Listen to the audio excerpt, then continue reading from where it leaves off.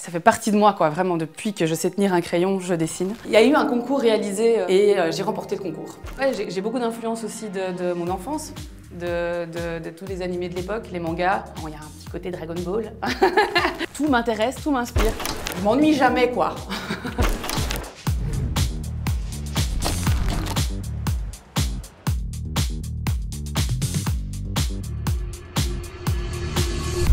Salut, moi c'est Laetitia, je suis illustratrice. On est à Place de Brouckère, au Continental. Je vais vous montrer mon univers.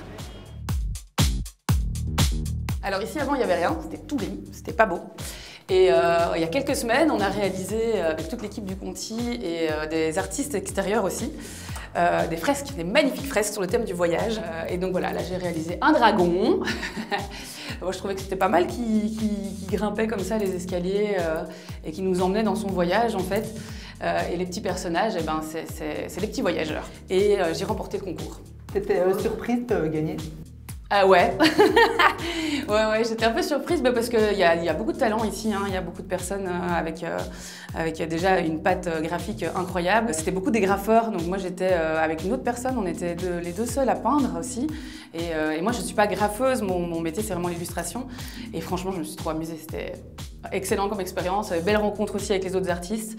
Et une façon pour moi aussi d'exprimer mon art et de façon aussi grande. Et la matière, elle était pas facile. C'était spongeux. Tu définirais comment, toi, ton style? Alors, c'est ésotérique, surréaliste, animal, végétal, féminin. Ouais, j'ai beaucoup d'influence aussi de mon enfance, de tous les animés de l'époque, les mangas. Beaucoup.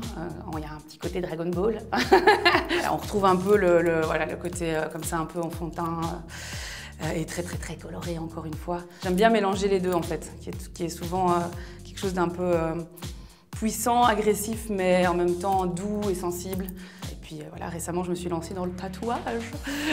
Encore un médium que je ne connaissais pas, parce que c'est ça que j'aime beaucoup aussi, travailler différents médiums.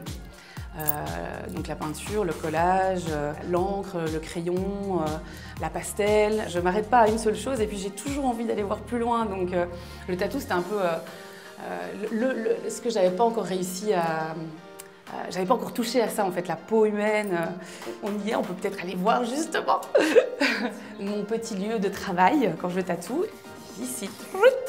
Alors, ici, c'est notre petit coin des tatoueurs et des artistes, en fait, des artistes tatoueurs. Voilà, on a tous nos shops, on se les divise, on est plus ou moins 15. Et t'es là depuis combien de temps?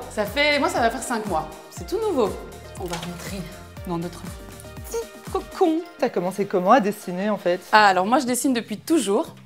C'est vraiment une passion, c'est viscéral, je pourrais pas faire autre chose.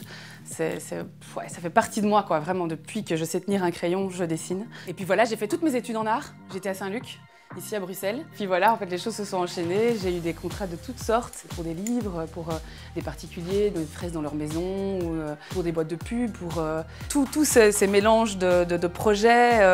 Ça me remplit, quoi, ça me nourrit. Est-ce que c'est facile de vivre en tant qu'artiste illustratrice?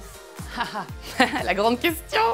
Alors, non. Franchement, si je devais être sincère, il faut avoir la niaque un peu quand même. Ouais, il faut en vouloir.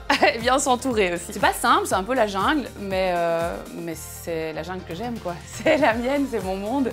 Et je l'échangerai pour rien au monde, quoi. C'est ce que j'ai envie de faire pour toujours. Et il en faut des artistes, hein. On fait un peu rêver quand même.